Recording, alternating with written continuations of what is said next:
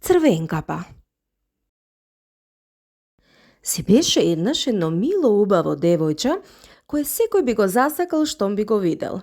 А нејзе баба ја сакаше така што не знаеше како да му угоди на детето. Еднаш бабата ѝ подари едно капче од црвено кадифе, кое на девојчето толку убаво му стоеше, што тоа не сакаше ништо друго да носи.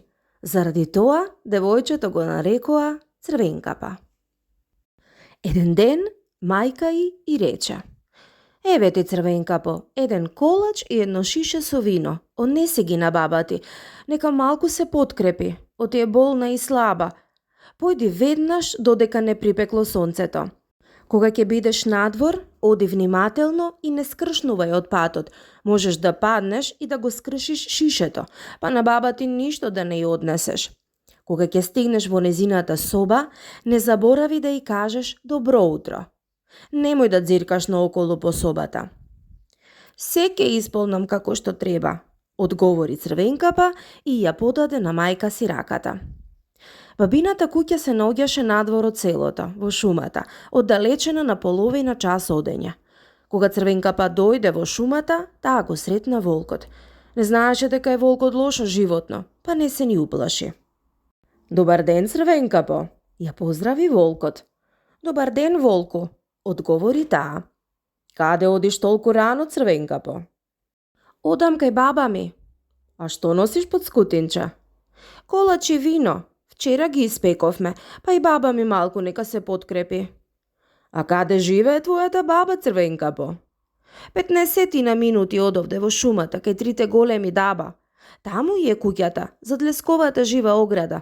Веројатно знаеш, му објасни Црвенкапа. Младо, нежно суштество, навистина добар залак. Попријатен ќе ти од старата.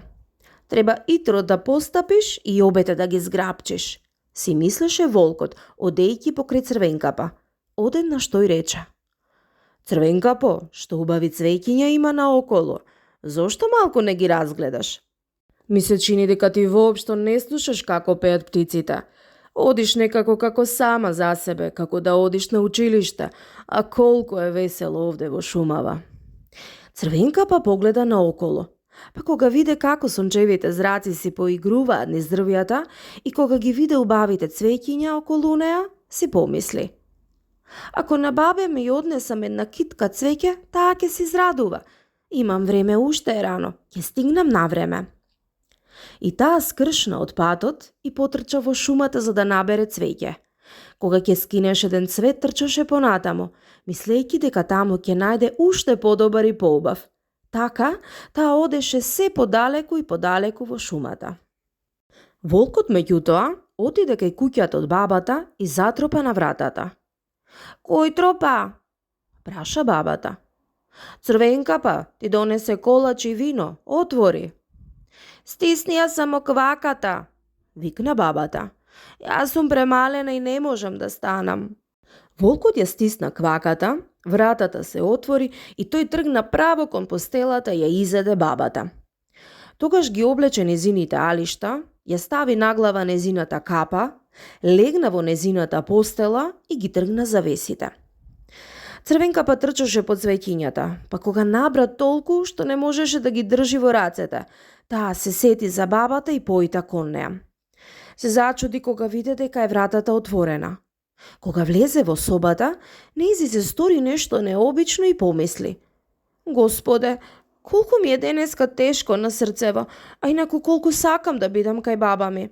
Воздивна и викна гласно: Добро утро! Но не доби одговор. Потоа се доближи до постелата, ги тргна завесите и гледај. Во постелата баба ја навлекла капата на лицето и сета беше чудна.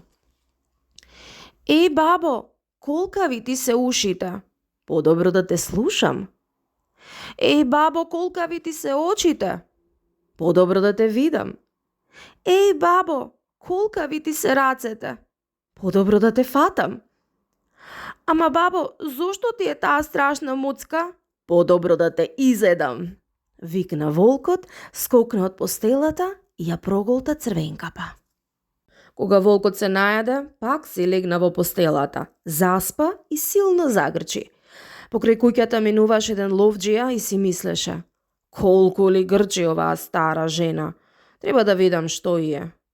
Тој влезе во собата, но кога се доближи до постелата го виде волкот.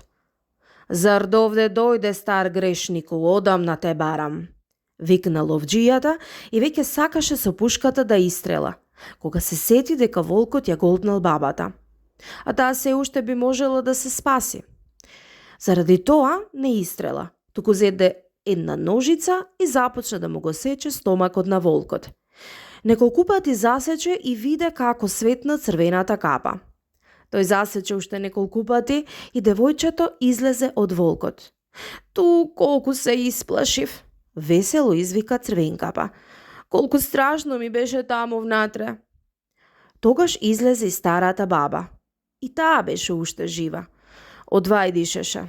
Црвенкапа донесе камења, со нив го наполнија волкот и кога тој сакаше да избега, камењата го притиснаа и тој падна мртов. Сите тројца беа задоволни. Ловџијата ја одра од волкот кожата, бабата се најде од колачот и се изнапи вино, што го донесе Црвенкапа и пак оздраве, а Црвенкапа умуваше. Повеќе никогаш не смееш сама да скршнеш од патот и да трчаш низ шумата, кога мајка ти ќе ти забрани.